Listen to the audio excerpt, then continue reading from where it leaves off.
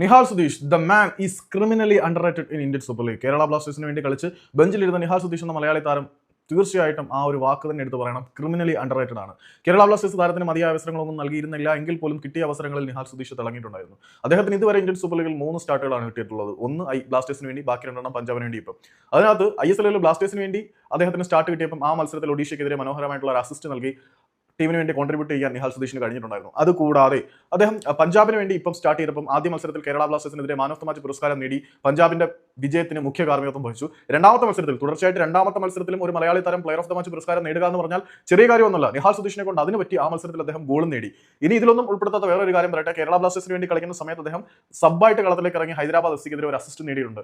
അതായത് കിട്ടുന്ന അവസരങ്ങളെല്ലാം ഫലപ്രദമായിട്ട് വിനിയോഗിച്ചിട്ട് പോലും കേരള ബ്ലാസ്റ്റേഴ്സ് റെക്കഗ്നൈസ് ചെയ്യാതെ ലോണിൽ അയച്ച ഒരു കുപ്പയിലെ മാണിക്യം എന്ന് വിളിക്കേണ്ട താരം തന്നെയാണ് നിഹാൽ സുധീഷ്. നിഹാൽ സുധീഷ് പഞ്ചാബിൽ തിളങ്ങും എന്ന കാര്യത്തിൽ യാതൊരു സംശയമില്ല. കാരണം പുതിയ പഞ്ചാബിന്റെ പരിശീലകന്റെ കീഴിൽ അദ്ദേഹത്തിന് കുറച്ച് സ്വാതന്ത്ര്യം കിട്ടുന്നുണ്ട്. അതായത് ഡിഫെൻഡ് ചെയ്യാനും അറ്റാക്ക് ചെയ്യാനും ഒക്കെ നിഹാലിന് കുറച്ചുകൂടി സ്വാതന്ത്ര്യം കിട്ടുന്നുള്ളത് കൊണ്ട് തന്നെ നിഹാലിന് പഞ്ചാബിലെ കാലയളവിൽ ഒരു മികച്ച എക്സ്പ്ലോഷർ ആയിരിക്കും എന്ന കാര്യത്തിൽ യാതൊരു സംശയമില്ല. പക്ഷേ കേരള ബ്ലാസ്റ്റേഴ്സിന് ഇതൊന്നും ഉപയോഗിക്കാൻ കഴിയുന്നില്ല എന്നുള്ള കാര്യത്തിൽ ഒരു സങ്കടവും പരിഭവവും ഒക്കെ മാത്രമാണുള്ളത്.